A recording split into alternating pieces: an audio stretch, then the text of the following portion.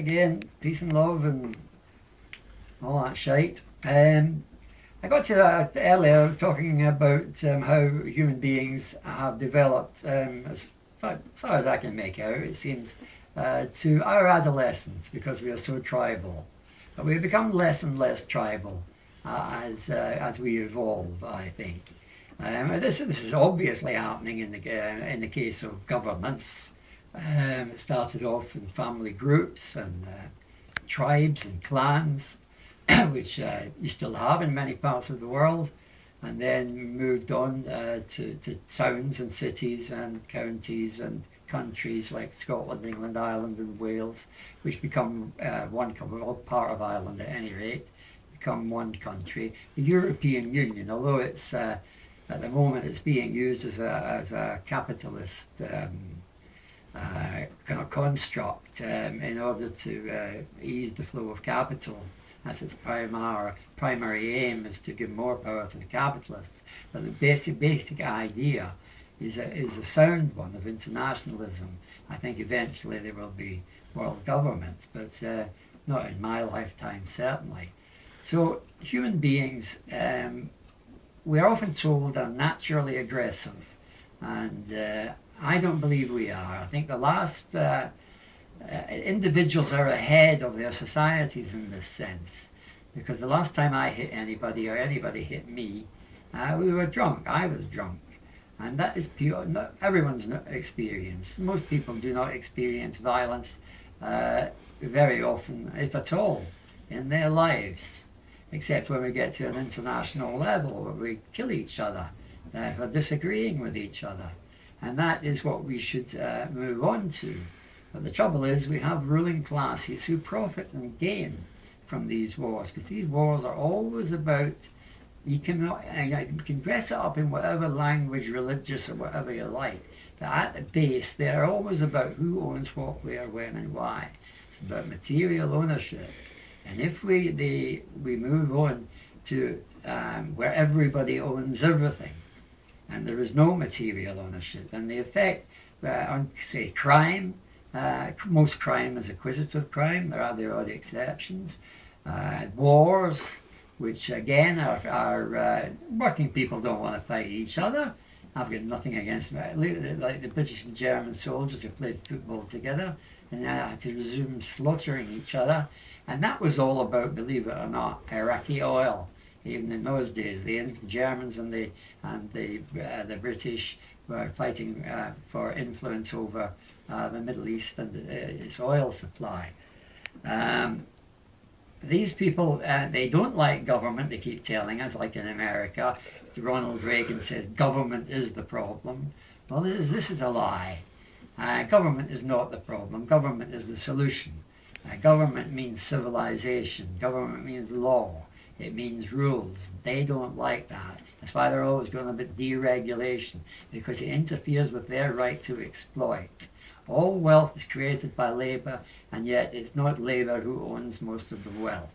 There isn't a single item anywhere in any room that wasn't produced by working people getting up and going to work, whether it's coal miners, lumberjacks, or taxi minicab drivers, or bus drivers, or road sweepers.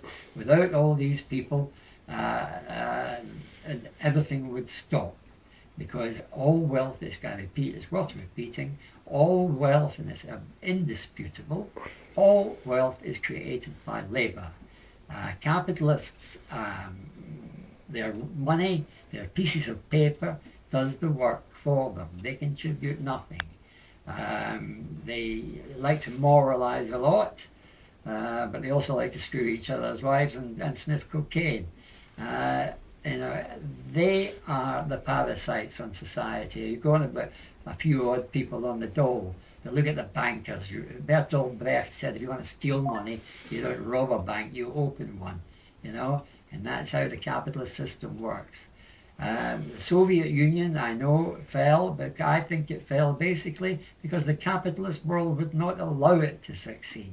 No trade, the Cold War, constant fighting and arguing with them in order to make life difficult. And Gorbachev came along and saw that with the massive communication that to develop socialism in one country, which was the dispute between Stalin and Trotsky originally, wasn't on. That all countries had to cooperate. So what we need is, Mao said, and it will come. You know, we could be on the way to it now. World revolution. Workers of the world unite. You have nothing to lose but your chains. I have more in common with a working class Cockney than I have with any middle class Scotsman, because it's how you earn your money that decides your class, how you make your money. They make money, we earn money, and that's in the Wizard. The interesting thing in the Wizard of Oz, the beginning of the century, before the film, that story was actually banned in some American schools because there was no such thing as money in the land of Oz. And having a society without money would mean that everybody was economically equal. And what's wrong with that? You know, they say that we need competition. Well, we do need competition to some extent, I think, in the private, but we don't need competition for gas, electricity, communications, transport. We don't need competition for this at all. We can provide it for ourselves. And if the capitalist class want to make money out of fancy consumer goods and all the rest of it, let them go ahead. But as far as the towering heights of the society, as in China, they are owned by the state. The banks in China are nationalized. China can produce another 8% GDP, hasn't slipped at all, and is way ahead of the Western world and leading the world. And these people at the Central Committee of the Communist Party are all Marxists, and they know where they are going.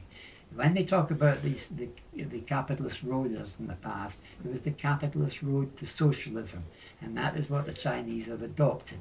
They have recognized that they couldn't leapfrog from a feudal culture, bound feet and all the rest of it, to a socialist culture, an enlightened society. They couldn't leapfrog that, and they had to pass through the development period known as capitalism, and that's what they're doing. But they've got their eye on it, and the capitalism must work for the collective good and not just for the good of a minority like the 7% of our country who are privately educated and own 90% of the wealth. They have a distinct advantage. We are not an equal society, we're not a fair society. It's weighted in favour of a group of people, and these group of people are the privately educated. There are odd exceptions to the rule that most wealth is owned by, passed on, and people don't work for their wealth. It goes into banks and stays there. The workers of the world unite is what Karl Marx said, because we have nothing to lose but our chains and the world to win. Keep the candle flickering. That's my job. I'm an idealist and a utopian. If you don't have a dream, how are you going to have a dream come true? Oscar Hammerstein. He also said there's a million miracles every minute of the day. Without believing in God, something is there which wasn't there.